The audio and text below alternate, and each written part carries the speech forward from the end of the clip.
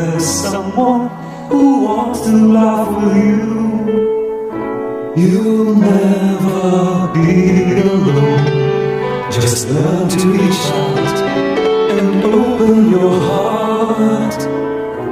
Lift up your hands to God, and He'll show you the way.